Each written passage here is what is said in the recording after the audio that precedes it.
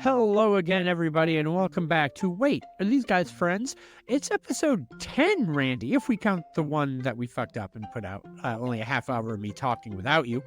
But hi, how are you, my friend? I'm good, yeah, and maybe even 10 and a half, because that lost episode that is somewhere in the ether and maybe on the dark web somewhere, who knows.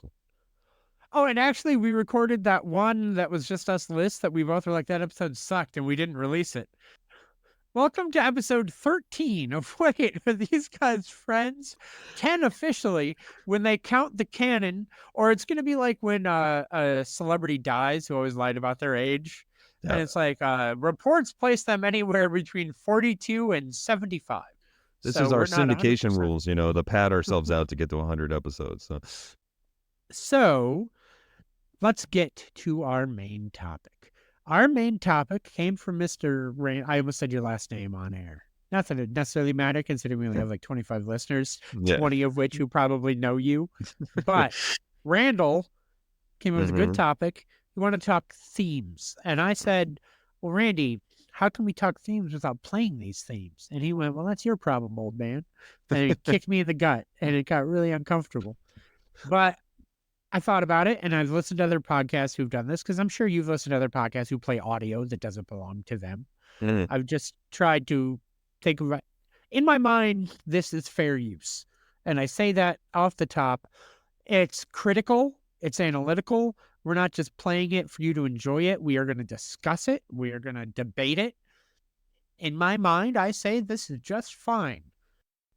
So you and I we're texting back and forth about this. I was on the road at an event, and in my hotel room Saturday morning, I have a bad habit of just waking up early when I don't need to, and just kind of sitting there laying in bed and like flipping through the hotel channels, and they had Boomerang on, so like older cartoons through there, and I'm kind of a cartoon fanatic anyway, and saw that a pup named Scooby-Doo was on.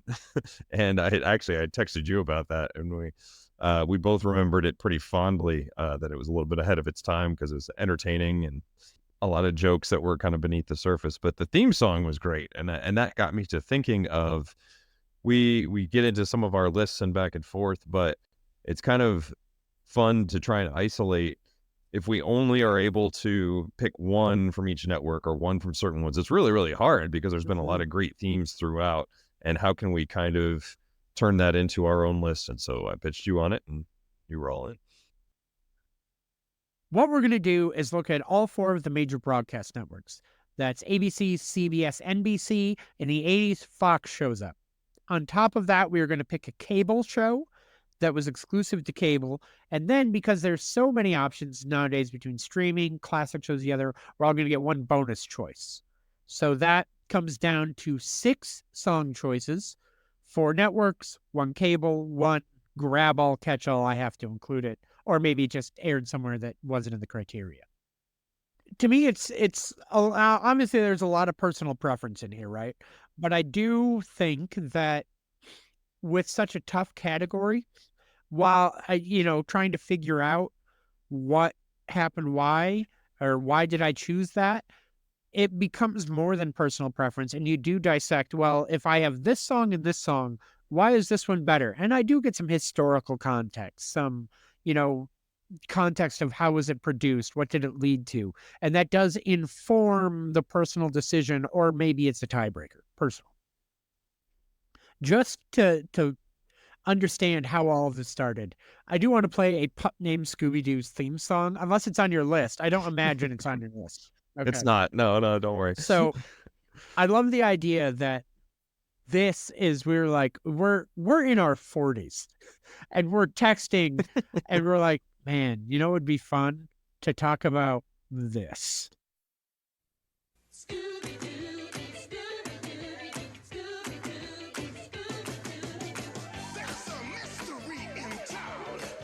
Mike and I are both dancing along to this.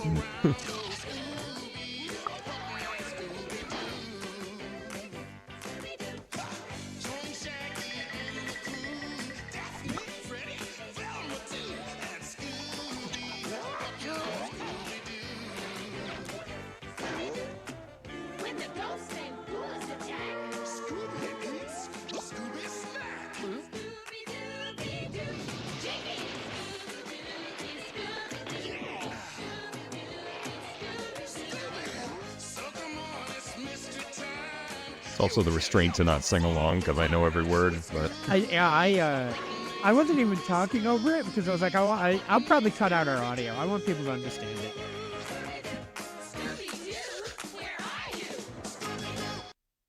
It's funny. I don't know if I'll leave our comments in or if we want to talk over because I also want people to hear the music. I equate it to maybe talking over a film where I hate when people talk during a movie. Where I that is my like number one pet peeve, especially if there are people who've never seen the movie. It's a different thing. sure. Even if it's like a critically acclaimed movie that everyone loves, if I know everyone in that room has seen it, yeah, let's talk. I don't care. But if there's a handful of people who haven't seen it, I'm like, shut the fuck up and let them appreciate this experience. Fair enough. I'm a real dick about it, frankly. I have gotten into fights. Have I ever told you the story about the time I almost got into a fist fight seeing Logan? I feel like I have. No. I don't remember. All right. Well, we'll table that for another time. We have a lot to get into right now. So we did a random number generator that was super smooth and didn't confuse me at all, he said as an inside joke. And it works out really well that I'm going first and that this all started with a pup named Scooby-Doo because I wasn't sure where to start originally. But I only have one kid's theme song on my list, and it is the original Scooby-Doo Where Are You?, which counts as my entry for ABC. Okay. Now, Scooby-Doo as a franchise has been airing almost consistently since the 60s on a myriad of networks. Mm-hmm. In fact, it only did a couple of years on ABC, I think, where it then went to syndication, although then new first-run episodes came on ABC. And until the mid-'80s, for 20 years plus, any theme that happened had a variation on this original theme.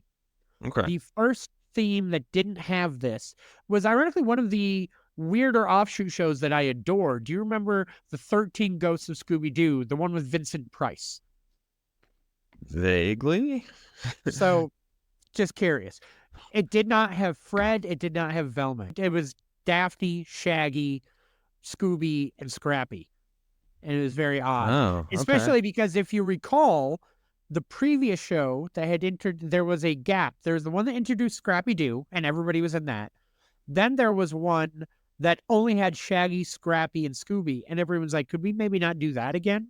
They brought back Daphne, then they brought back everybody. This is from 1969, and it's just goddamn good. Here we go. Where are you? We got some work to do now. Scooby-Dooby-Doo, where are you? We need some help from you now. Come on, Scooby-Doo, I see you. Pretending you got a silver. You're not here with me, 'cause I can see the way. This is my favorite part coming up right here. It's the breakdown. We got a Mr. Peter Sauce, so Scooby, be ready for your act. Scooby-Doo, if you come through, you're gonna have yourself a Scooby snack. That's a fact. Scooby-Dooby-Doo, here are you. You're ready and you're waiting. We can count on you, Scooby-Doo. I know you'll catch that villain. It's so catchy. It's so iconic. There's a reason that for the next 20 years they kept a variation of that theme because it just worked. And it's great in that it's tough. I was trying to think of how to describe this because so many of these themes work with their visuals, even though that is a clip show theme, right? You have a lot of older theme songs where the video that goes with them is just clips from the show from probably only the first season. However, those clips get played over and over and over and become so ingrained and so iconic that when you're watching the episodes, you go, oh my gosh, it's that clip from the opening credits. Oh, it's that one scene that I remember all the time. And you pair them together in your mind, or certain lyrics hit, and you remember that 3 frames of video. And that one for me is a big, big one. It's just catchy and it hits all the beats that you need to hit in that it explains the show without just saying the premise. You know, it doesn't you have seen themes that literally just give you the exact plot of the show. This one kind of does that, but it doesn't do it by hitting you over the head. It does it with a catchy beat. It definitely has that bubblegum pop of the time frame too. Which seems like like I have visuals of this getting performed on the Ed Sullivan Show or something like that. Like it has that kind of feel good I don't want to say old timey, but I think that's what helps it helps its consistency with its nostalgic feel, because it just is like, all right, I'm in a good mood to go see Scooby and the gang figure out who's playing a fake ghost or whatever. 100%. And I think part of the reason that I consider, just to wax poetic on theme songs as a whole before we continue, part of the reason I hate what commercials have done to television so much is the theme song hook. The not the hook like the beat, but like you're flipping channels and it grabs you and be like, what is this? We lost that. And that was an art form. And it really depresses me that you can't get that quick hook of a show anymore. Yeah, that's definitely. So I guess to continue, I know it's your turn. Do you want to go in any order you want, or do you want to hit the ABC? Yeah, I'll just one? follow what the network that you do, because we Okay. did agree that we're going to do it kind of like draft rules, where if I had picked Scooby-Doo, I would have to go to something else, and vice versa. So, Great. So I mean, I guess that'll be just for me for the first four, and then potentially you for the bonuses. Did we lay that out that we were going to do the four networks? Yeah. Yeah. So we had briefly talked at times about, during TGIF, about the theme songs that we love that persisted throughout all those programming. I'm picking an ABC show from that time frame, but not from TGIF. It is, again, this is a personal preference thing, because there are times that my friends and I have sang it, or my sister and I particularly adored this song. So my pick from ABC is As Long as We Got Each Other, which is the theme song from Growing Pains, the sitcom that aired from, I believe, 85 to 92, 7 seasons. Different versions of it. The version I am picking is from seasons 2 through 5, I believe, or maybe 2 through 4, when it became a duet. The first season, it was actually just BJ Thomas from Raindrops Keep Falling on My Head fame, just singing it. And as you recall, it was kind of those pictures throughout history, kind of almost look like the Cheers-ish. Aside from loving this theme in general, I'm excited to talk about it after, because I have some positive thoughts. Show me that smile again. Show me that smile. Don't waste another minute on you crying. We're nowhere near the end. The best is ready to begin. Oh, as long as we got each other, we got the world spinning right in our hands, baby, you and me. We gotta be The luckiest dreamers who never quit dreaming. As long as we keep on giving, we can take anything that comes our way. Baby, rain or shine, all the time. We got each other, sharing the laughter and love.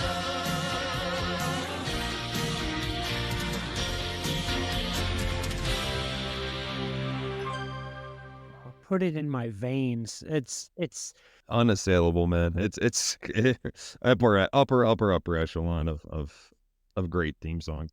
give me your breakdown on why it works. I think for a couple seasons was what they did with it, where it was younger pictures throughout time to get to the characters, and then it was just cutscene footage from the show. But all of the pictures from their youth or from when they were younger are all of them very happy and very, just it's very pleasing pictures of them.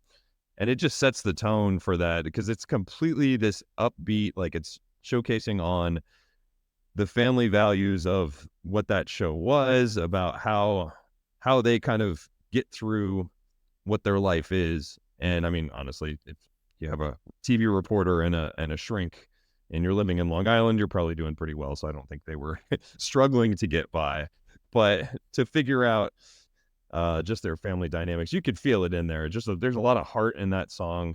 There's a lot of just it just works really, really well. I like the fact that they changed it up and made it more of a duet because they play off each other really, really well. BJ Thomas and Jennifer Warnes, who, I mean, I guess Jennifer Warnes before that was really known for another duet, because she did From an Officer and a Gentleman, Up Where We Belong. Oh, yeah, with Joe Cocker, right? Correct, yeah, which I think won an Oscar. So I was thinking, I was like, wait a minute, didn't she do another song? You know, that's not the one I was thinking of. She's famous for a third duet that to me is even more famous. oh, what's that?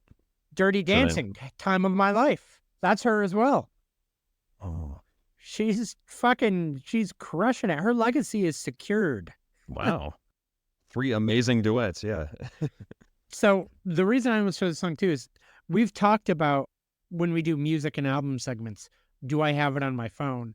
I have this song on my phone. I have this full 4.5-minute version of this song on my phone, and I will listen to it, and it's just catchy and good.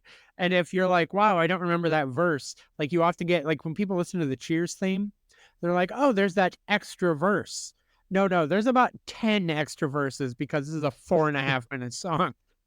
And that didn't happen until I think 89. So after season 2 or 3, where they were like, "This is so popular, we're going to turn this Oh. into something else." And so I it didn't know became that. a duet with Dusty Springfield. I believe that one that you just showed me is actually from a BJ Thomas album that he Yes, released in it's 1989, not actually from the theme to Growing Pains. It was on his album that he released in 89. You're absolutely right. And I feel like a fraud now. A fraud, I say. I feel like such a failure and a fraud. What am I? What is this life? What do I even have to be? I'm done. But I think just much exactly like you said with Scooby-Doo, it has all, like, it hits all the notes, right? Like it starts off just really exciting. The duet kicks in early, so it's it's a duet, a kind of back and forth. The chorus, forget it. I'm in the whole way. The one thing I found in my research that was really interesting is originally they offered this to Frankie Valli to sing it, and to me that wouldn't work at all. But I'm so glad they stuck with BJ Thomas. Yeah. I feel like I would have gotten like a high pitched whine type thing. Oh man, interesting. So, are you ready for me to move on to my next choice? I'm going to move on to CBS because I have the link queued up and ready right here. Okay, great. Oh my. Come ride the little train that is rolling down the tracks to the junction. Petticoat. Now I jumped it. Forget about your cares, it is time to relax at the Yeah. junction. Lots of curves, you bet, and even more when you get to the junction. Petticoat Petticoat Junction. There's a little hotel called the Shady Rest at the junction. Petticoat Junction. It is run by Kate. Come and be her guest at the junction. Petticoat Junction. And that's Uncle Joe. He's a moving kind of slow at the junction. Petticoat Junction. Wow. So it may have a little sentimentality. We've talked about how much I watched Nick at Night Oh. as a kid. Also, that is like my dad's favorite sitcom growing up. And so we watched every rerun all the time. But also, as soon as we talked about this, the legacy of CBS sitcoms, I knew instantly it was going to be a theme from the rural era of CBS. You've heard of the rural Mhm. era. Even if you haven't heard of it out there, listener world, you know it. That's the era when they were airing Green Acres, the Beverly Hillbillies, Petticoat Junction, the Andy Griffith Show, and to some degree, somehow this got caught up in it, the Ed Sullivan Show. It all catered to a casual, older fan base that was not deep in its material. It was goofy. It was easy. And that theme is a fucking banger. From 1963 to 1970. You probably didn't expect me to pick two themes from the 60s at first. but I love them. They're just so good. And so it to me, it was either going to be Petticoat Junction or Green Acres. Mm. As much as the Beverly Hillbillies is iconic, and I feel like everybody knows the lyrics to the Beverly Hillbillies, it's not as catchy as either one of those themes. What I love about all three of these rural themes, I talked about how in Scooby-Doo, it doesn't hit you over the head with what the Yeah. plot is. No, the Petticoat Junction theme literally is like, here's every single character, here's every single character trait about them. And it's so indicative of what that era of television was. It got out of the 50s. It was color. It was time for TV to start growing. And it was growing, but they didn't really know how to grow it yet. They were definitely being like, well, anyone that's going to spend time and watch this is an idiot. They have no memory. They're going to have to know what this is and have it handheld, have it force fed to them every single week. It was that era of theme song. Any random person who just bought their first TV and their first color TV could tune into this show, and they need to be ready to watch it. So here's the entire premise and all of our character breakdowns in 1 minute, and enjoy. That's amazing. It's Yeah. it promises what it delivers. So it's just like, here's what you're gonna see for the next half hour. Yes. And also, to be fair, as a musical breakdown, it is one of the peppier, poppier of the country themes. When you think of Beverly Hillbillies theme, it definitely has that rural vibe, a little more of a twang to it in what's going on. And then Green Acres is the most unique one in that it is sung by the two leads.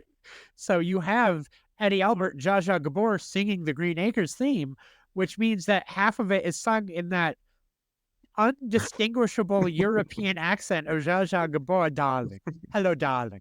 We are coming through. We are going to sing this song, darling. It's Edna Mode. Edna Mode from The Incredibles is basically Zsa Zsa Gabor's accent in real life, singing a TV show theme song in the 60s. And for all of those meant that they were good, but Petticoat Junction was clean, crisp, and entertaining.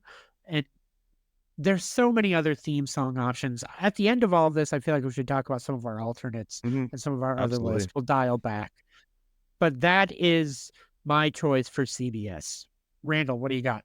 For that, I think that's great. That's because you're hearkening to a time that was very specifically CBS, and they were they were noted for that time frame, that breakdown, that programming block, essentially. So that's really cool that you picked one. I was not expecting it, so I'm glad that I knew it, but I was not expecting it. So very, very, very surprising. So I knew you weren't excited. There's no way. Nobody ever expects the Petticoat Junction. or the Spanish Inquisition. So it's but I wasn't sure if you'd know it in general. Mhm. So that's good. I'm glad. it's my stepdad had this book of TV that was and it just had breakdowns and pictures and little descriptions of shows from probably the early 50s all the way through, I don't know, whenever the book was published in like 1970, late 70s probably. And I would just like flip through that because there were a lot of pictures and showing about shows and just reading descriptions of this was a show or like so to see, oh, car 54, where are you? And you know, and Petticoat Junction, I remember being one of them, and they would just show that the still frame was just the girls changing in the water tower or whatever. And I'm like, what is this show? So, but I would like to note, by the way, before we continue, are you aware that that was one of the very first shared cinematic universes? All of those rural shows took place in the same continuity, and they all crossed over to one another regularly between Petticoat Junction and Green Acres, because those took place in sister towns. They were across sometimes they would talk about Green Acres having to pop over to Hooterville, which is the town in Petticoat Junction. He owned a Oh. farm adjacent to the town.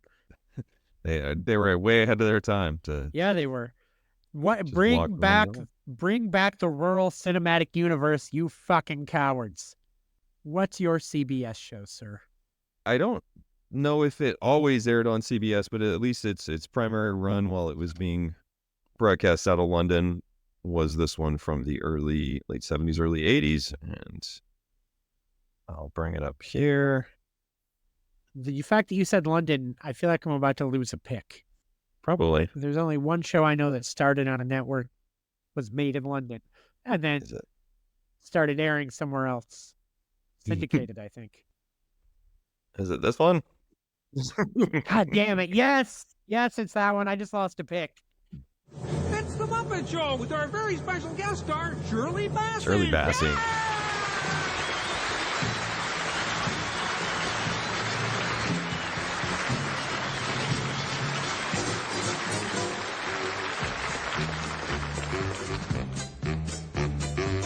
It's time to play the music. It's time to light the light. It's time to meet the Muppets on the Muppet Show tonight. It's time to put on makeup. It's time to dress up right. It's time to raise the curtain on the Muppet Show tonight. Why do we always come here? I guess we'll never know. It's like a kind of torture to have to watch the show.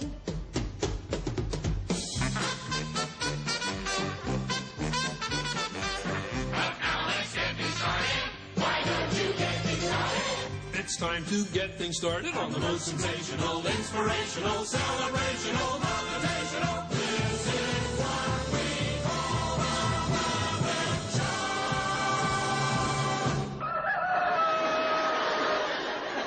Show. Camilla, your uncle's calling. So good. So that was my syndicated pick because I Gotcha. always thought of it as a syndicated show primarily. So I definitely lost a pick because I did forget that it aired briefly on a broadcast network before just Yeah. being like, well, we can do whatever we want.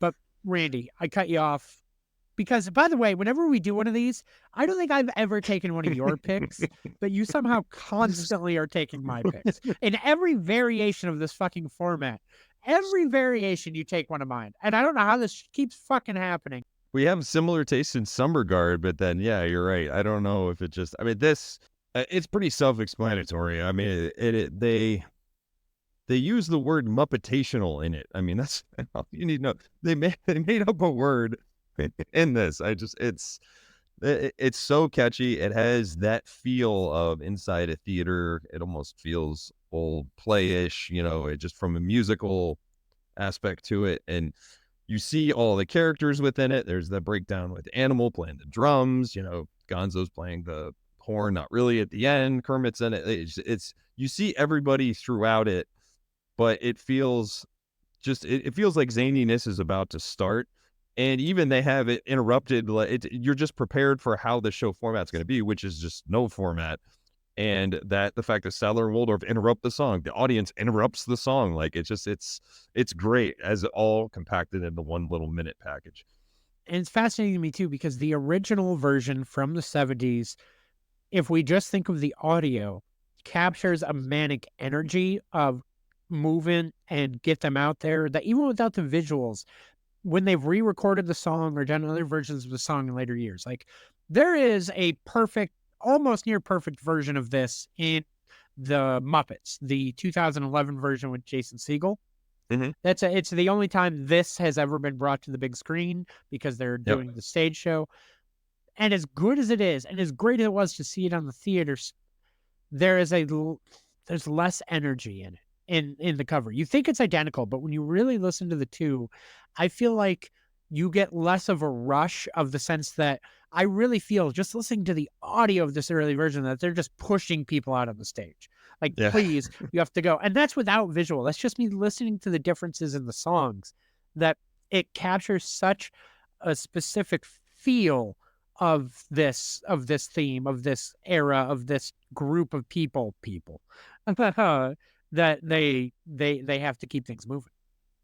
We talk about I think I like this as a song, I Yeah, like this yeah. just hearing it as a minute song, but you brought it up as well, how perfectly it exemplifies the show. Like you're fully prepared for what the show is going to be because of that minute intro. And it accomplishes everything it needs to as a theme song, as well as being just a great song and a funny song and just entertaining. And you're ready for what's coming thanks to what you've just seen. Any thoughts on the OK Go cover? Fine. Yeah. It felt like they were preparing to do something like that. Okay, Go. who was a perfectly listenable band, the alternative rock band, known more for their insane music videos, which are amazing to watch if you've ever seen them. The Needing Getting one that was the Super Bowl commercial is still one of the coolest things that I've seen in a long time. But Well said. The music is pretty good. The videos are amazing. and I felt like that's kind of their choice for doing that cover. I don't know that for a fact, but to say, oh, okay, we could do another cool, different music video. But Weezer already did it with. Well, if you don't know, when the Muppets movie came out in 2011, they did an album called The Green Album, which is I love this album. There's genuinely amazing covers. They got pop, punk, and alternative bands to all cover Muppet songs. Oh, I didn't. Is that where the Cake Phenomena came from, or? I believe that's the Fray did Phenomena on this one. So how to Wow. save a Phenomena. That's a different take on it. How to save Phenomena. Dr. Cox, no. So, my favorite cover on the album, by the way, it's Yep. in regular rotation. I adore it. Alkaline Trio does Moving Right Along from the Muppet movie. Ooh, And it's really nice. fucking good because they have their two lead singers. So they're able to ping pong Fozzie and Kermit really well. It's good. I'll have to check that out. Yeah, I was unaware of it. I watched the movie obviously and really enjoyed the movie, but I didn't know that was a thing. Heck yeah. So let me bring up my list here. You know what? Your call, Randall. I'm going to go next, but do you want me to hit NBC or Fox? Let's go Fox. All So right. I'm curious where you're going to go with this. All right. Understood.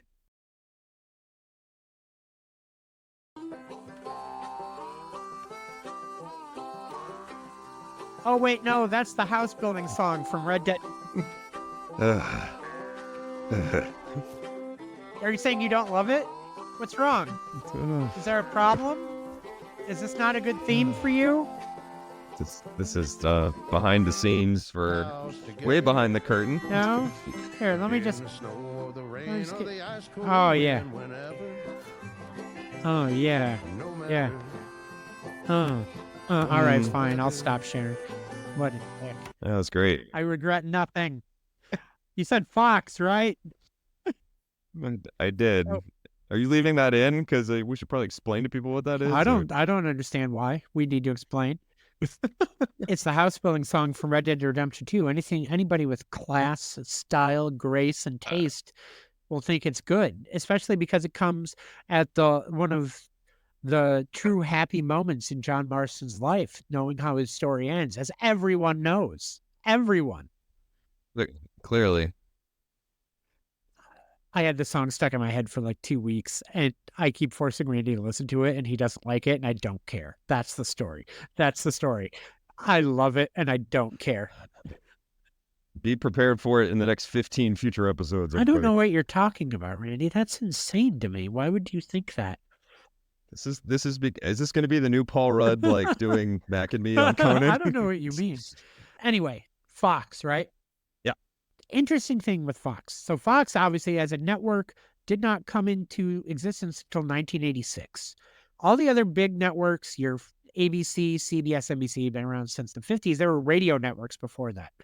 They just moved into the broadcast sphere. So Fox brings a modern attitude and, frankly, more importantly, modern money. So I feel like some of the best themes were repurposed themes from real songs. The first theme I thought of was Married with Children, but that's generally just a Frank Sinatra song. Right. And I don't know if we mentioned this before. We had set a personal criteria that these have to be original creations. Sure. So, sorry, bosom buddies, your cover of My Life by Billy Joel is out the door. Yep. As much as I enjoyed those. Wonder opening Years credits. out the door for ABC, that kind of being another. That 70s show was Yeah. my next thought. Sure. But that's just Cheap Trick. Yep. So a lot of Fox shows immediately started going out the door for me. So I feel like, however, hang on, I'm going to bring it up. We had talked before the episode, and I at first had thought, wait, am I only sitcoms or did I miss something? No, we're doing cartoon shows, dramas, everything. So I did choose a drama for my Fox show. So stand by.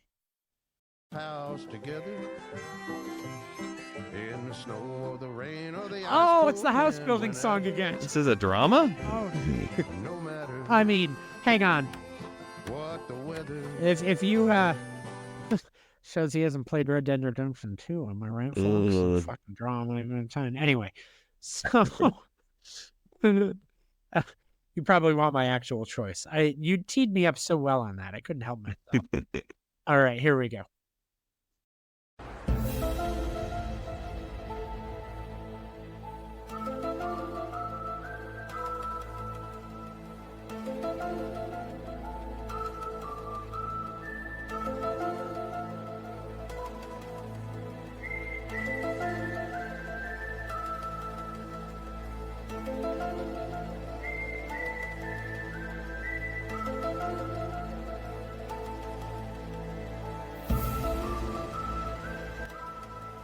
What's funny is I know in the theme, when it airs, there's that one moment where I think about right now where they just go, "Ooh," Yeah.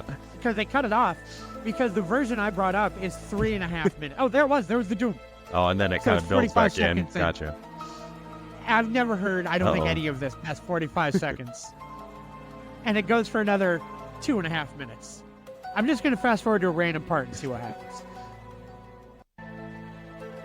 Oh, it's the same shit. Yeah.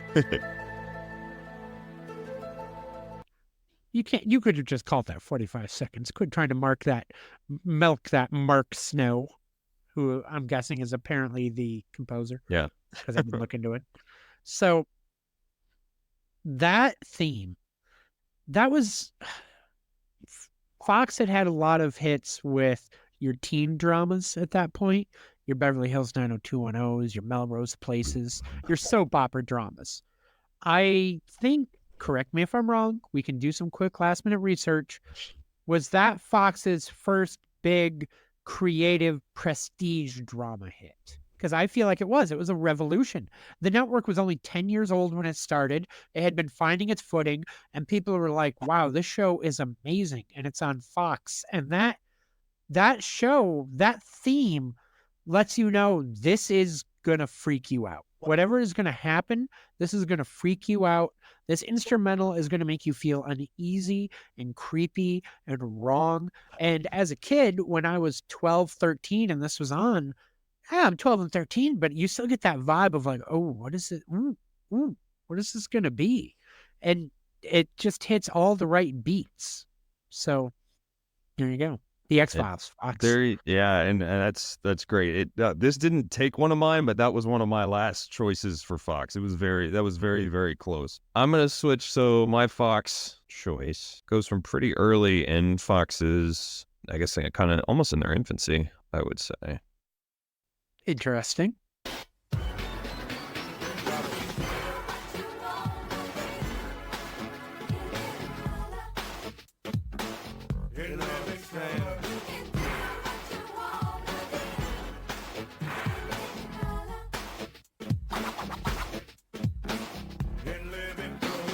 You walk on the moon, float like a balloon. You see, it's never too late and it's never too soon.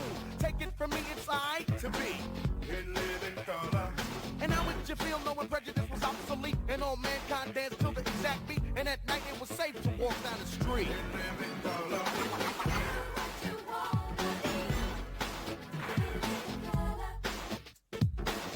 And live in color.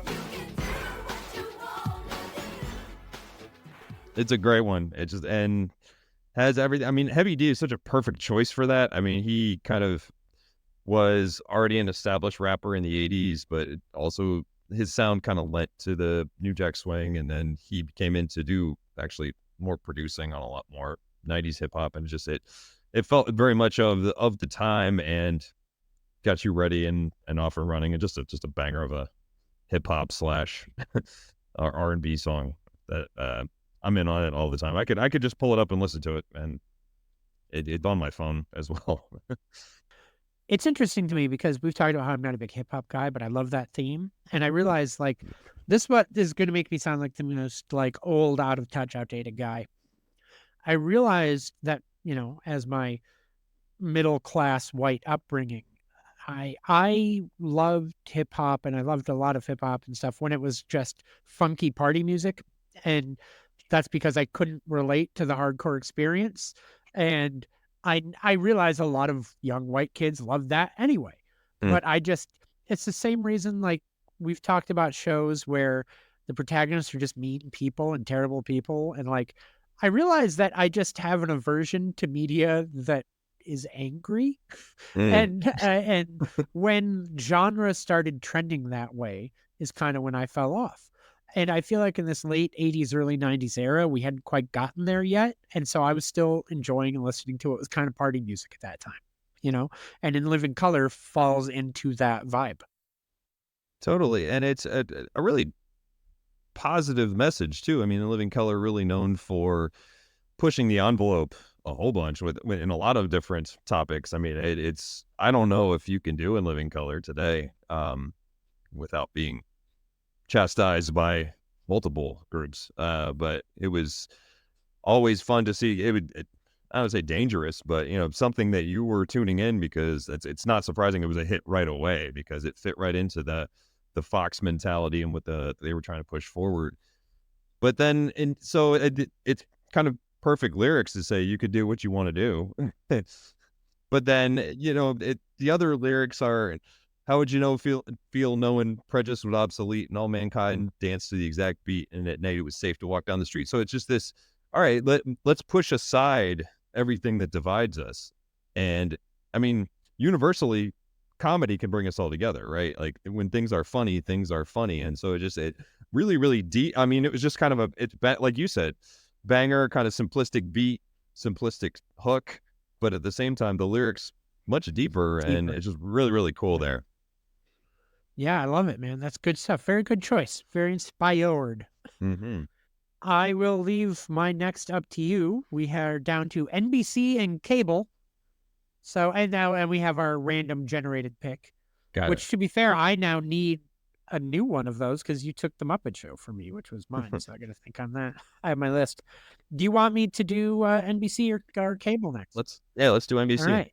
Let's do NBC. This is, can I tell you, if any of my real world friends are listening to this podcast, you're all going to go, oh, of course. Are you going to go, for fuck's sake, I fucking knew it. Because I will be at a party. I will be with a group of people. I will be rip-roaring drunk. I will be as drunk as any man has ever been drunk. And you will hear this song coming from somewhere. Because I love this song. All right.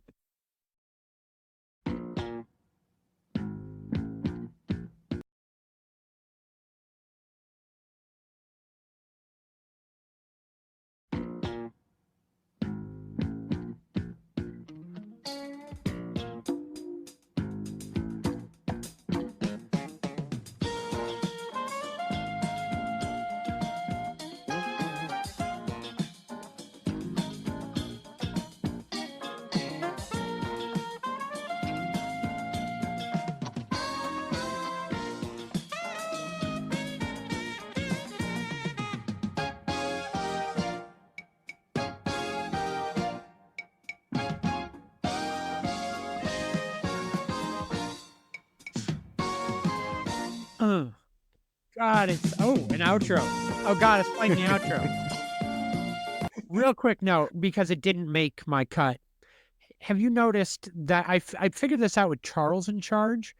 The outro for these 80s shows are always way jazzier than the main themes. They added like a little twist on them. Because like that Night Court outro, just like, there's a lot going on there. There's an extra layer of horn, a little extra synth.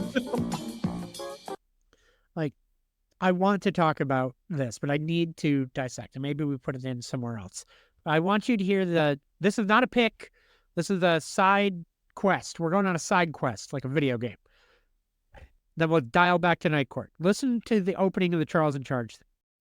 Little boy in the neighborhood lives downstairs and it's understood. He's there just to take good care of me, like he's one of the family. Charles in Charge. I love this theme. It was on the short list, but it's a kind of a slow, somber theme, right? It's slower than I remember it being. Yeah, I remember it being faster. That's weird. So then I thought, well, maybe it got, because Charles in Charge, it was another one of those that aired one real season on a network, then went syndicated, right? So I thought, well, maybe it got faster later on. This is later on. It's not. This is like season 3. But now I want you to hear a closing thing. This is what you're thinking of. Oh, it is. It's the fast, jazzy version they put over the closing credits. Wow. This is what you're thinking of. And that's what everyone thinks of for that one. And it was really interesting to me to think, how did the closing credits become, I feel like, the prevalent version in everybody's memory for that song? That's crazy. Well, last thing you see, last thing you remember maybe of the show, I guess, as opposed to the beginning. But It's so odd. And it's interesting to me too, because think about in the modern age, where even once the Simpsons made jokes about it, starting in the early to mid 90s, where you just wouldn't get the closing credits. They'd put news bumpers on, they put commercials in. Yep. So for a closing credit theme to make it, amazing. But that wasn't a pick. That was a complete side quest, complete second diatribe. My NBC pick was Night Court, because it is jazzy, it is funky, it has those like little brick clicks. They're like tick, all ticky, just so perfect. I don't have a critical eye for this song, aside from the critics who make fun of me for loving it so much. Because why do you hate perfection? It's interesting because it is an instrumental sitcom theme in the era where they still weren't quite yet doing quick themes or instrumental themes. In the early to mid 80s, you were still getting themes. In the 90s, you were still getting themes that explained the premise. But this show was always so confident in itself. No matter how weird it was or how goofy it was, this instrumental theme still fits perfectly for it, because it doesn't need you to have the premise explained. It's like, you're going to figure this one out. And Yeah. also being that dirty, grimy, late night New York feel, I feel that from this theme. There's so many emotions and vibes and touchstones coming off of just this music that it perfectly encapsulates and is a pure classic theme song. So, Randy, what is your choice for NBC? So interestingly enough, I feel in some ways it's not far off from your pick, and in some ways it is. So we'll just play it and then go from there. I don't know why I had to wait for a ad, but all right. Because you don't pay for YouTube Premium, and we upload our show to YouTube. And while we don't get any ad revenue from YouTube, if they'd like to give us some, I would say I pay for YouTube Premium, and it is one of the best decisions I've ever made. For roughly $15 a month, I get no ads. I can listen to videos close to my phone. It's fantastic. Sponsor us, YouTube Premium. Yes, please. All right, here we go.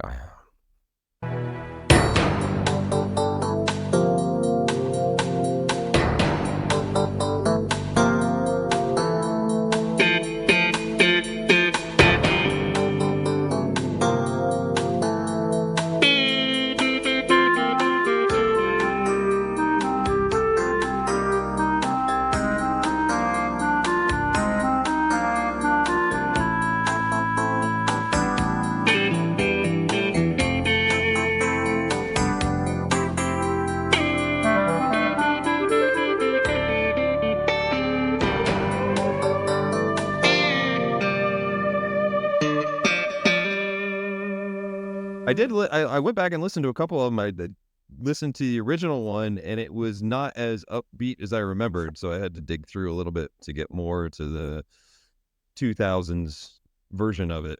But same kind of thing. You feel New York in that. Like it's and I'm probably kind of the same way. A little bass beats, a little bit of the clarinet, oboe, or whatever it is intro. By the way, that's such an iconic theme. We didn't say that's Law and Order, in case you didn't know. No, yeah. The show's been on almost our entire adult lives with about 10 different spin-offs. I feel pretty confident that you people knew it was Law and Order, but I had to say it. It's true, and it didn't. We didn't include as what Mike Post was the composer who created Oh, yeah. that. He calls it the clang, and then there's other people, the chung chung, the doink Yeah, doink. I call it the it's- dun dun. well, no, Yeah. is it dun? Yeah, it's not in that, but also very very notable from that theme. It's as I pretty much put it together. I always know that it's still applicable to a lot of other things. You can, if something is very serious, I feel like you can kind of in good humor start to play that theme Yes. as a reference point. It's become part of our pop culture, and it was one of the first things that came to my mind. And it's, while there were a lot of good sitcom ones, again, we'll get to that once we get through our 6 and we can say what just missed on the cutting room floor. But Law and Order seemed to be an easy pick for me. Yes, 100% agreed. That is great take, especially the part about how you can play it as a gag, because despite being this darkly serious, like grimy New York theme, it has entered the lexicon so much that the second you hear that first 5 seconds, like, oh, fuck off. Or any joke that could be happening. So I believe that is the big 4 networks. We made it through. Do you want me to hit my syndicated? Or no, I'm going to hit cable because I need to find my backup choice for the last one. Okay. I was like, did I accidentally bring up YouTube? No, I didn't. Oh, I'm sorry. I stopped doing the podcast. I was just listening to this song again. So, where was I? So, my cable choice, it's kind of a sitcom, but it's a weird fucking show. It's from the 80s. I don't feel like you're going to see it coming. Although there's also this part of me that hopes it was your pick because it's so out there that I could see you picking it. I'm nervous. I'll be honest with your descriptions, but go ahead. So I actually need to intro this one before playing the theme. It's Gary Shandling's show on Showtime, 86 to 90, was this meta show where they did a lot of sitcom plots, but Gary Shandling's character, Gary, knew he was in a sitcom. And he just talked to the audience. He commented on things. And there's a famous interview clip from years later where Gary Shandling was like, and then we needed the theme. And I just kept going, just keep saying it's my show. Say it's Gary Shandling show. This is the theme. This is the theme. This is the theme. And the composer went, okay, fine. I'll do exactly that. And so every time you watch It's Gary Shandling show, he would do an intro joke or monologue or bit, and then he would do something with the audience where he'd show them books or a visual gag while the theme song audio played, which is still just hilarious and catchy on its own. For the clip I'm showing Randy, he is, I believe, looking at books on his bookshelf. They're all dedicated to TV and film biographies. So you will hear audience laughter, I think, throughout the theme. Just roll with it. I happen to think there's a lot more to life than just watching television. You can read about it, too. Did you know that? That's why I belong to the Television Biography Book of the Month Club. The TV BBO TMC. I'm sure you've heard of it. And, let's take a look. This is the theme to Gary show. The theme to Gary show. Gary called me up and asked if I would write his theme song. I'm almost halfway finished. How do you like it so far? How do you like the theme to Gary show? This is the theme to Gary show. The opening theme to Gary show. This is the music that you hear as you watch the credits. We're almost to the part of where I start to whistle. Then we'll watch It's Gary Shandling show.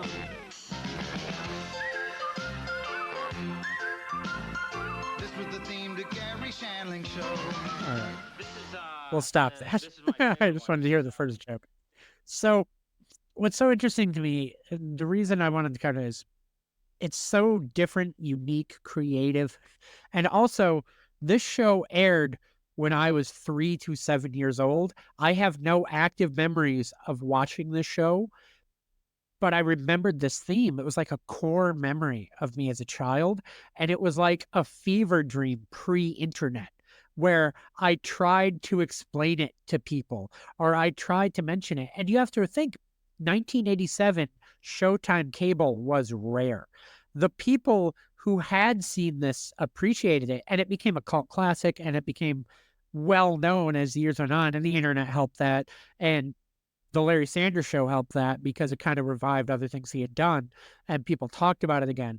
But in 1991, when the show was already over, and I was 7 or 8 years old, and I was like trying to concept this song that talked about the TV show it was the theme to, and everyone was like, "Shut up, young child, you have no idea what you're talking about. That is not a thing that exists, nor had that ever existed." And it just became this core memory of a theme to me that when YouTube became prevalent enough for me to find it, I think I watched this 5 to 10 times a year. There will just be random moments where I'm like, I want to watch or listen to the Gary Shandling Show theme. I have barely watched this show. It's a good show. It's a fun show. It was creative and different and unique for its time. None of that matters to me for the catchy meta-ness humor of what the theme is. And I think it's a joke within a joke within a joke, right? Like, just because he's doing goofy stuff visually while Yes. that's going on. So there are no theme titles, or there's no Right. there's nothing pieced together. But then on top of it, it is a catchy version of nothing. So Yeah. in fairness, which is great. So you're paying attention to something that isn't that. Maybe that's why it stuck in your head, because it had that sense of you're paying attention to something else kind of while you're listening to it. And sometimes that's a better way to take something in. 100%. And this is the only one I have this for. This show is so creative in its use of its theme that as the seasons went on, they started doing variants. It was always the same theme, but they started trying to add twists. There's one that was hard to listen to, or else I would have played it like as a audio only, it wouldn't work, where he tried to instruct the audience to sing along, and he was holding cue cards and moving it along, and it just didn't go well, and it was very funny. But then there was one that I brought up that I wanted to bring, where you had mentioned Ed Sullivan, like on the very first thing that we did. Mhm. And I thought, oh man, that's so great. He did an intro to his show where he does an Ed Sullivan impression, and he brings out the Turtles, who did So Happy Together, to do his theme song. And then I was just my wanted to God, play that's that awesome. version. And I'm just going to play that version because this is what the show became, where not only was it a gag and he would do other gags, the theme became an added gag, and it just worked so Mhm. well. And then it works great for audio because I don't need the video is great, but this works well just as audio. Yeah. Ladies and gentlemen, the Turtles.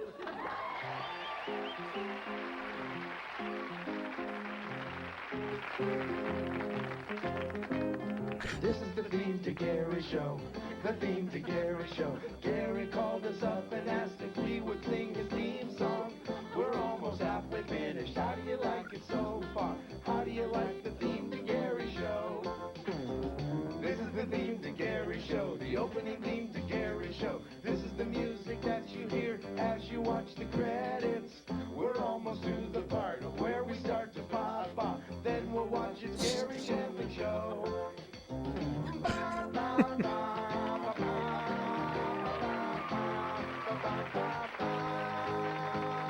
This is the theme to Gary Shandling Show. It's awesome. It was so creative and so different. Marvelous. And then they just go do a funny sitcom plot after that. That was meta and unique. And I have such an appreciation. When he passed away, I felt like there were so many comics who came in and talked about how iconic Gary Shandling is.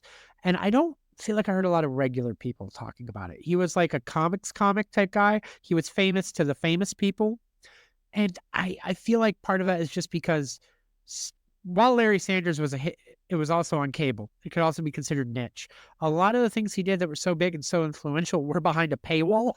Yeah. And it led to maybe richer people and celebrities being the one who had access to this in the 90s. As a regular person, I didn't have access to a lot of it.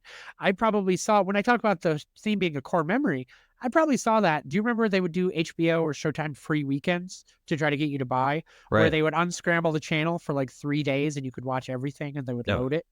That's probably where I saw it. My parents weren't paying for fucking Showtime at that Yeah. time. So it's fascinating just to think about so much of that going into the theme and the creativity.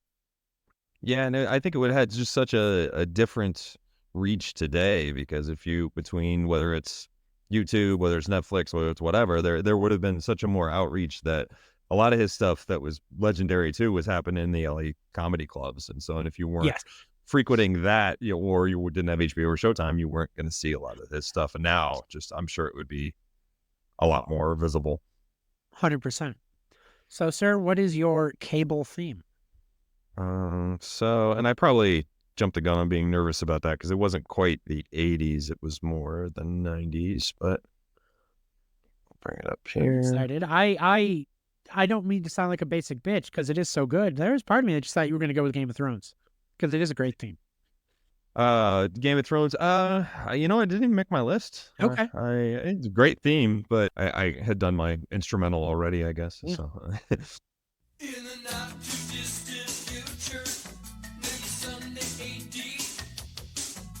there was a guy named Joel, not too different from you or me.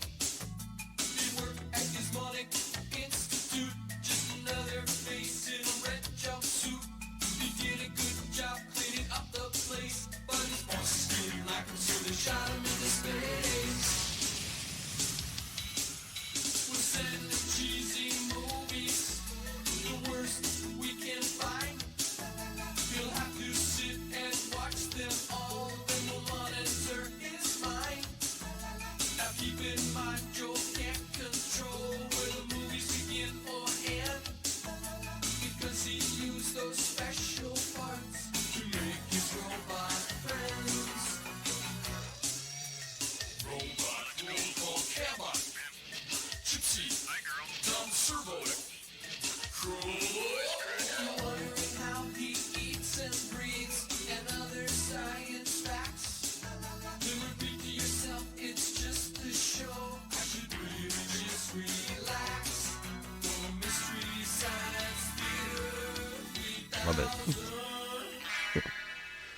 It's such a strange concept that the theme needs to explain what's going on, but to do it in such a lighthearted, kind of bouncy, happy way, it's just very, very easy to toe tap to. But then at the same time, if you ever take it too seriously, they just tell you at the end, don't think about it. We're making fun of movies. Enjoy. I should say, I don't know if I said it. That was the Mystery Science Theater 3000. I mean, they say it in the theme, just in case anyone didn't pick up on that. I realize I'm not doing a good job of introducing my my themes. Yeah, you're one of history's greatest monsters. That's fair. That's a good point. Anything about the breakdown of why it works? What works? Like as a theme, why is this on your list? Other than you just enjoy it, is there a I just love it and that's fine? But is there something deeper that works to why you think this makes the list?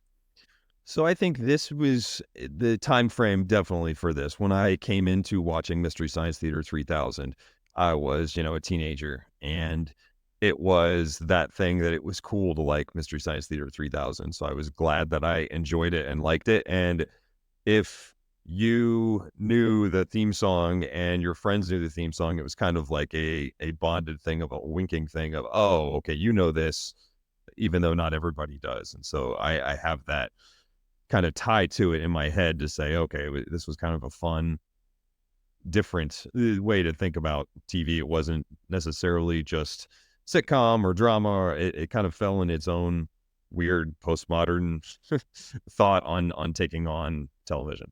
Fair. That makes a lot of sense.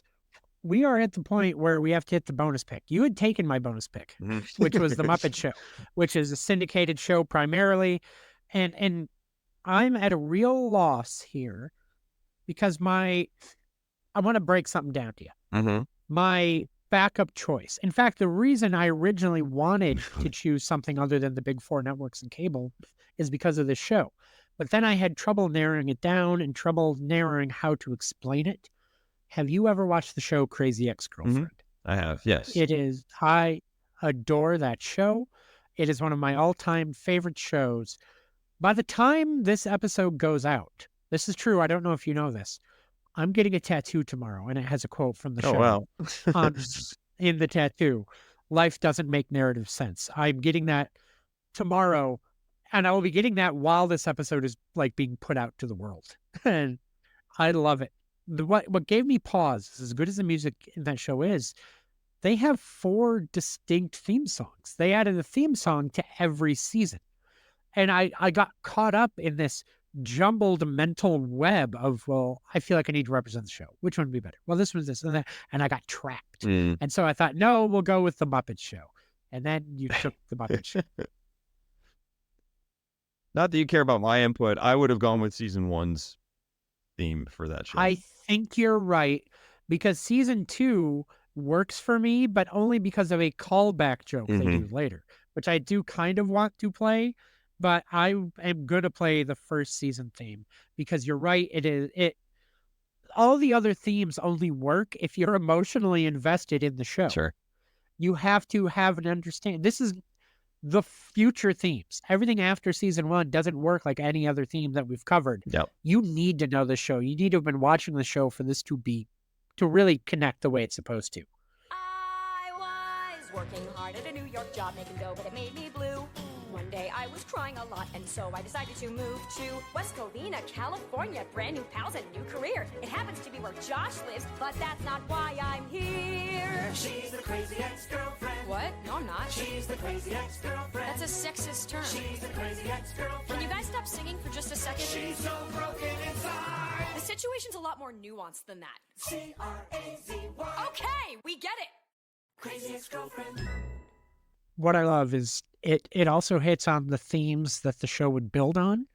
This show is so, you don't expect it in the first season. You don't expect it with someone saying, this show's about mental health more than anything. At the end of the day, the show is about mental health, taking care of yourself, growing, expanding.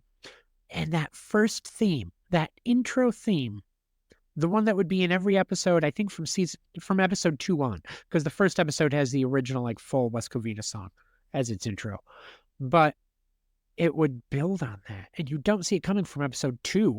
She literally is just the crazy ex-girlfriend, and every season improves, builds, grows, and I adore this show, and I think it just had to be represented for what it did for music on TV, for how underappreciated it, for how underwatched it is, for how good it was. I had to include something. I don't have much of a critical eye. I've tried to really break down what works as a theme musically, try to stay away from the visuals on a lot of these, but I don't have a lot more on this one, and mainly because of the way the show evolved so much. Yep. Could I give an example of what happens the next season? My pick is season 1, but just to give people an example of what happens with season 2 and how things keep building and evolving. So, sure. You have your first season. A lot happens. The crazy ex-girlfriend, Rebecca Bunch, she eventually, I don't want to spoil it. Watch the show. I actually don't want to spoil the show. I love this show so much. I want to protect it. But the crazy ex-girlfriend, no, I'm, fine. That's not true. By season 2, she has not started her journey of improvement yet. She is deeply in denial, more in denial, like worse off than she had been in season 1. So season 2 begins as such. I'm just a girl in love. I can't be held responsible for my actions. I have no underlying issues to address. I'm certifiably cute and adorably obsessed. They say love makes you crazy, therefore you can't call her crazy. 'Cause when you call her crazy, you're just calling her in love. Blam! The creativity with the themes. I won't play the others. I could go on a whole tangent, but I wanted people to appreciate this show and know that when you invest in this show, it's not just the themes. Oh, that's a catchy theme. Yeah, it is. It's going to keep getting better. It's going to keep growing. It's going to keep evolving. Stick with it. It's so good. But Randy, bonus choice. Bonus choice. It goes syndication. I think even network too. I guess because syndication just kind of depends on where it ends up. Cable as well.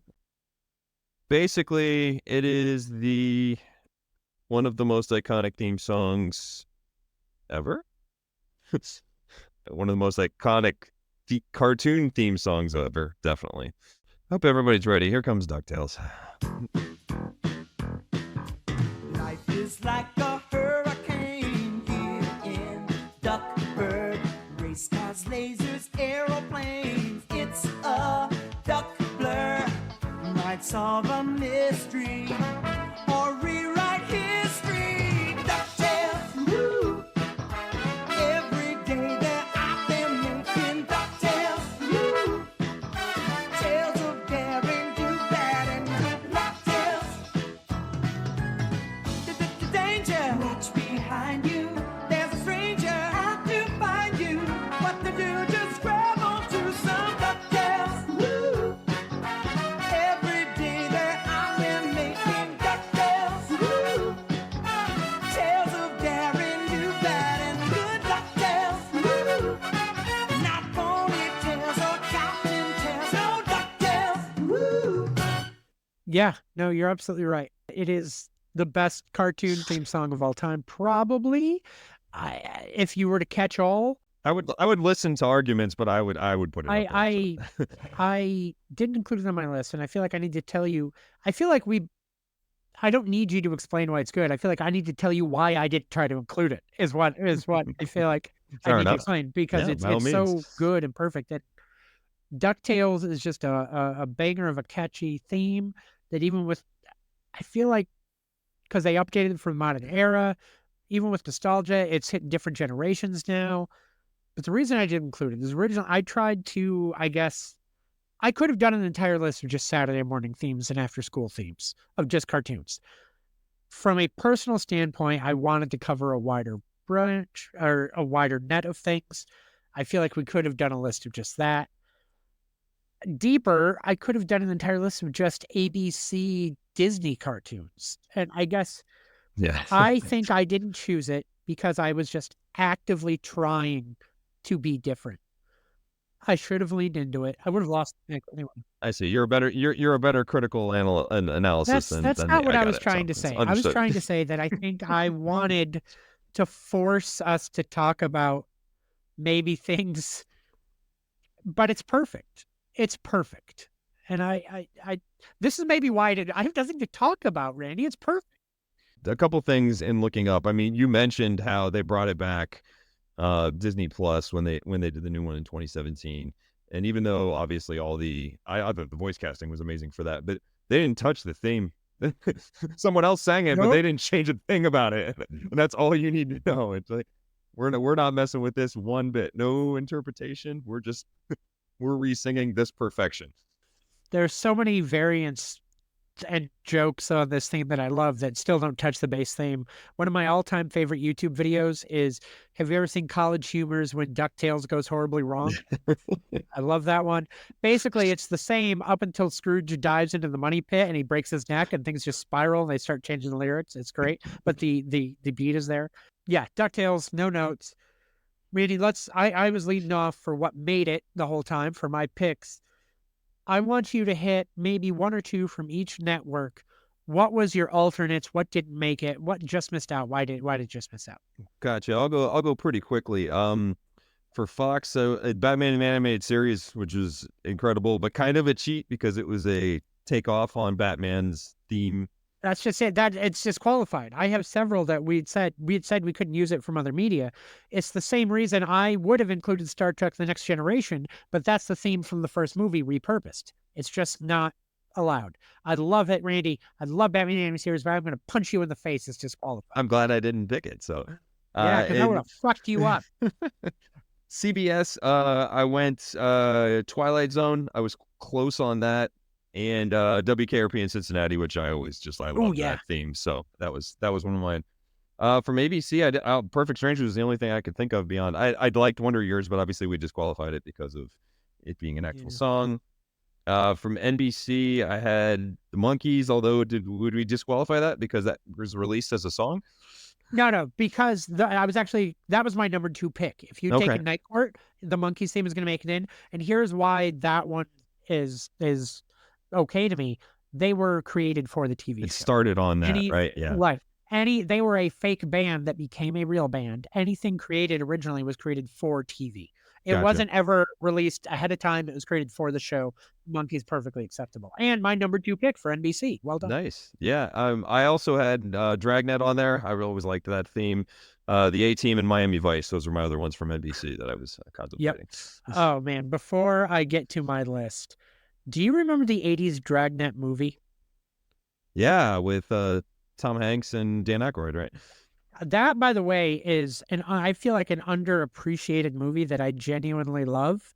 It's funny. It hits the beat. It was one of those early, we're going to update the theme, or we're going to update the show to be a comedy, even though it wasn't. Mm-hmm.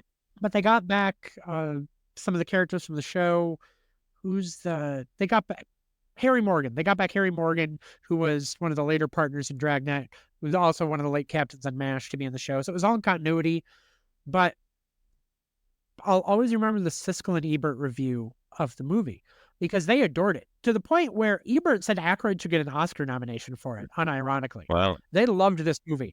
What they didn't love was what they did to the Dragnet theme song. He goes, the intro to this movie was amazing. He goes, I love the first 10 minutes. I'm so invested. I'm so into it. And I'm so ready to hear that theme. Like, they've got me now. They've got me hooked.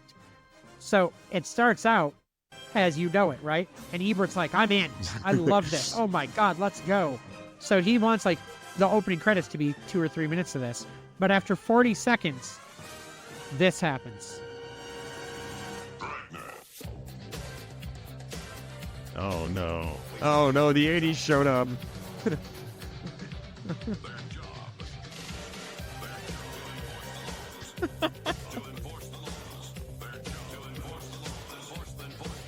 Oh.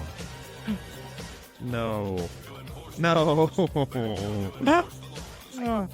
Oh. It's so bad. It's so bad. I would also like to note that Tom Hanks has done an interview about this where, do you remember the lead? I'm on a total tangent. I know I added it to my list. Do you remember the City of Crime rap video? I do. Tom Hanks has done an interview, where he's like, I've rapped. I rapped for Dragnet. Morning in the City of Angels. On this particular occasion, we happen to witness a pagan ritual in progress. See that, Streamek? We're just in time. We have stumbled into a major crime. They got the girl all frightened. Now that's not nice. I think she is the subject of a sacrifice. Buddy, we're putting this... I'd like you to know that when I said I don't mind early or late 80s, early 90s hip hop, this is not what I was talking about. Yeah. I need to make that clear. Wow. From like an hour ago when I said that, that is not what I clear. I needed you to get one line of Tom Hanks rapping. It's a fun aside. I will say that part of it, that the reason I always liked the Dragnet theme was thanks to Square One Television and MathNet on PBS. I don't know if you ever watched. Yeah, so like I do. so that always hearing that, which was basically like a half step up from the Dragnet theme, like just in terms of musically. So it was almost exactly the same. And so that made me revisit Dragnet at some other point, whether it was, I don't know, if it was on Broad Nick at Night or wherever it was on. So I found it out because of that. And thank you, MathNet. Thank you, Kate Monday and George Franklin. So my alternate picks for ABC. I chose Scooby-Doo because I think it's so iconic. My top TGIF theme was Step by Step, which we've talked about on the show before. I love that one. Perfect Strangers, I believe that. But making late showings to where I wasn't sure Who's the Boss and The Addams Family. Both fantastic. Oh, nice. Moving on to NBC, I already said The Monkees was also my second choice. Then I go with themes that I think people are going to surprise didn't make either of our lists, Cheers and Family Ties. They are great, but maybe it's because I've heard them to death. I don't know, but I just didn't have anything I wanted to talk about with them. Everybody knows them. Then CBS, I said Petticoat Junction was my top, and Green Acres was a close second. I was debating. But after that, the number 3, The Jeffersons. Just stone cold classic. Oh, yeah. All in the Family yeah. maybe should have been on the list. I like it, but no, The Jeffersons. Also, maybe dialing back to the 70s, maybe above Family Ties, but beneath Cheers for NBC, I would put the Sanford and Son theme as well. So, sure. And then for Fox, how did neither of us pick The Simpsons? Why did neither of us pick The Simpsons? I think Yeah, it so many times, right? Yeah. It just it's oversaturation, a great theme. Yeah. But stuff when I hear it, I don't know if like everybody can't see our video, but we were like dancing Yeah. along to Yeah. a lot of these themes. I don't know if I'm doing that to the Simpsons. Yeah, that's fair. In that same regard, though, I would have for dancing. Living Single was right up there. Love the Living Single theme with Queen Latifah. Yeah. That was very good. I was worried that was just one of her songs put to the theme, but no, it was made for the show. And then Dark Horse, if you had somehow taken those, like everything for Fox, which was I put Herman's Head on there just because it's such a weird theme. But they also talk through the whole thing. It's very good. You know what theme song came to mind for Fox, but never made the list because I went and gave it a quick re-listen and thought, no, this is actually terrible. Martin. Yeah. Martin. It's Martin. It was like, no, I can't fucking do this. So that's pretty much it for my alternates. I do want to note that The Odd Couple would have been top of my list for ABC, but I thought that was an original creation for the show. I didn't realize that they jazzed it up quite a bit, but that was incidental music in the original 1968 film. So it does not count. I Okay. love the Addams Family. Got it. I would like to note that in all of my research, my personal gut reaction is that ABC wins for having the most amount of themes, classic themes. I actually broke it down by decade real quick. I think CBS wins the 60s, mainly because of that rural purge or era, like that I junked it. They also had a strong showing in the late 70s, early 80s with your All in the Families, your Jeffersons, your shows like that, which were still going in the mid to late 70s. They had a real strong showing on CBS. NBC, though, clearly wins the 80s. You have, Cheers, Family Ties, all your must-see TV themes that you and I have talked about to death. NBC wins the 80s. And ABC, however, wins the 70s and the 90s. And I'll get into why. I made a list. The 2000s are a little tougher to call. The early 2000s still have a lot of good themes. 2010s, it's dead. We're not talking, that's niche at that point. 2000s, commercials took over. Themes were getting shorter. They're becoming quick beats and instrumentals. They're there, but they're tough to deal with. I don't think I can pick a winner for the 2000s, unless you can. I would wild card it and say, not from the big four, I'd say HBO does. Oh, that's a great call. I like that. So I would like to quickly talk, unless you have any thoughts on those breakdowns, about why I think ABC is the all-time winner for winning both the 70s and 90s. I'm just going to list off a bunch of these. I think that's right. Yeah. NBC's might have been more dense in what they had in their time period, Yes. but I think ABC overall. NBC, yeah. yes, for the short time of like 82 to 95, NBC maybe wins for quality, for just these are all-timers. Everything this range was amazing. But when you look at 20 plus years combined of ABC, you've got Addams Family, Patty Duke Show, Bewitched, The Brady Bunch, The Odd Couple, Welcome Back Kotter, Happy Days, Mork and Mindy, Three's Company, Laverne and Shirley, Taxi, Who's the Boss, Growing Pains, Perfect Stranger, Family Matters, Full House, Step by Step, Roseanne. And here's the thing, I remember a lot of other big hit non-TGIF shows in the late 80s and 90s, but their themes don't stick out to me. Like even like mega hits like Home Improvement, I don't remember the theme. You just remember the end where it goes, what? That's all you remember. So, but that's a murderer's row of different eras, genres, and styles. I give the overall crown to ABC, but NBC close second for that dense 10 to 12 year period. This has been a unique one. We will get back to you next week. We'll see what we do. We got to figure that out. We've been doing a lot of format breaking from our first month, just as we try to branch out and find out what we really like this to be. For that point, if you like this type of format, if you like something else, if you want something maybe we haven't done in a couple of weeks to come back, leave us a comment, send us an email, MikeBarcode, MikeBarcode, @gmail.com. Reach out on social media, same name, Mike Barcode, TikTok, Instagram. You can find the show on YouTube in case you want to not use a podcast app. If you are listening to this and you're like, I really want to have this open somewhere else, show's on YouTube, Mike Barcode YouTube channel. Find it there too. Thank you for listening. Thank you for taking the time. You all have a great week, and we'll see you next week. Yeah. Bye, everybody. Randy, that was a little somber. Are you okay? Just normally you have more energy. You're laughing. You're saying. Bye, everybody. That was like breathy. Are you aroused? Huh? Are you, I'll thank you are to stay out of my okay? private affairs. Goodbye, everybody. Oh, that felt good. Okay, bye.